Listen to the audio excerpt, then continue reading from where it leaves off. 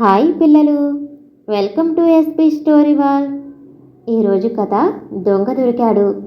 ఇక కథలోకి వెళదామా? ముత్యాలయ్య పచారీ సరుకుల వ్యాపారి.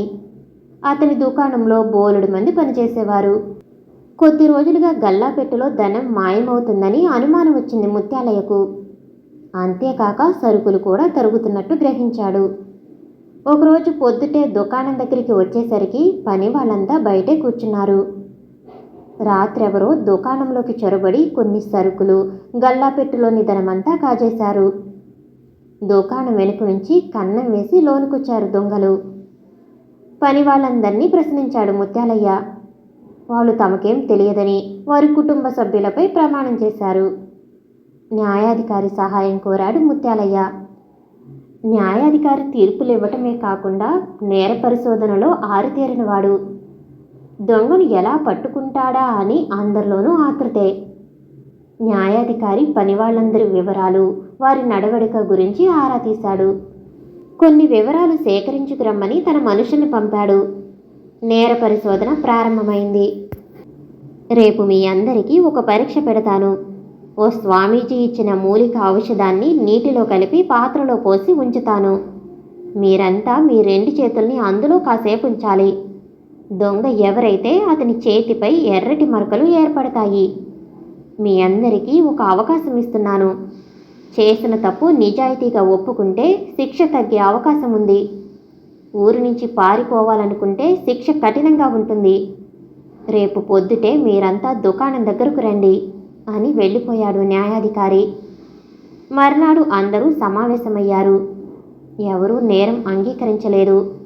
దాంతో న్యాయాధికారి ఒక పాత్రలో నీళ్లు పోసి అందులో వరుస క్రమంలో పనివాళ్ల 2 చేతులు ఉంచమన్నాడు.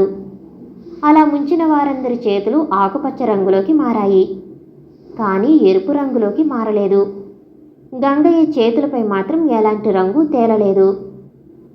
న్యాయాధికారి అతన్ని గద్దిస్తూ నిజం చెప్పమన్నాడు. ఇది అన్యాయం. ఎరుపు రంగు వచ్చిన వాళ్లే దొంగలని అన్నాడు. నా చేతులకు ఏ రంగు రాకపోయినా దొంగనని నిర్ధారించటం ఏమిటి అని దబాయించాడు గంగయ్య. ఏ మచ్చ లేకనే నువ్వు దొరికిపోయావు. నిజానికి నీటిలో నేను కలిపింది ఆకుపచ్చ రంగే. దానిలో ఏ ఔషధము లేదు. అందువల్లే అందరి చేతులు ఆకుపచ్చ రంగులోకి మారాయి. వాళ్ళంతా నిజాయితీగా పాత్రలో చేతులు ముంచి నిర్దోషులమని నిరూపించుకున్నారు. దుకాణంలో దొంగతనం జరిగిన తీరు చూశాక ఇక్కడ వారి పనే అనిపించింది. అందుకే మీ అందరి నడవడిక గురించి ఆరా తీశాను. నువ్వు తాగుడు, జూదం వంటి వ్యసనాలకు లోనై సక్రమంగా విధులకు హాజరు కావని తెలిసింది. 2 సార్లు ఉద్యోగంలోంచి తీసివేస్తానని హెచ్చరించానని ముత్యాలయ్య చెప్పాడు. నీ కుటుంబ పరిస్థితిని దృష్టిలో ఉంచుకుని క్షమించి పనిలో ఉంచాడు. కొన్నాళ్ళుగా నువ్వు దుకాణంలో చేతివాటం చూపిస్తున్నావు. అది సరిపోక ఏకంగా దుకాణానికే కన్నం వేశావు. నేను పంపిన మనుషులు అందించిన సమాచారం ప్రకారం నువ్వు నాటు వైద్యుడి దగ్గరికి వెళ్ళావు. అతని దగ్గర చేతులకు పూసుకునే లేపనం ఏదో కొన్నావు. దానివల్లే పాత్రలో చేతులు ముంచినా నీ చేతులు ఆకుపచ్చ రంగు అంటలేదు. అలా దొరికిపోయావు అని ముగించాడు న్యాయాధికారి. గంగయ్య నేరాన్ని అంగీకరించక తప్పలేదు. ముత్యాలయ్య దుకాణంలో కాజేసిన సరుకులు, సొమ్ము తిరిగిచ్చేశాడు. అతన్ని రాజభటులకు అప్పగించారు. ముత్యాలయ్యతో పాటు ప్రజలందరూ న్యాయాధికారిని అభినందనలతో ముంచెత్తారు. పిల్లలు, కథ ఎలా ఉంది? కథ నచ్చితే కనుక లైక్ చేయండి, సబ్స్క్రైబ్ చేసుకోండి. మళ్ళీ వేరొక మంచి కథతో మళ్ళీ కలుసుకుందాం. ఓకే, బాయ్ పిల్లలు.